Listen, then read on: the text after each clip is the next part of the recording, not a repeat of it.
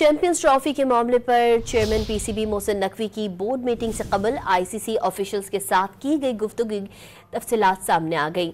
ज़राए के मुताबिक चेयरमैन पीसीबी मोहसिन नकवी ने आईसीसी को वाज़ेह कर दिया कि पाकिस्तान हाइब्रिड मॉडल पर नहीं जाएगा। इस बार पाकिस्तान नुकसान बर्दाश्त कर लेंगे लेकिन जिल्लत बर्दाश्त नहीं करेगा।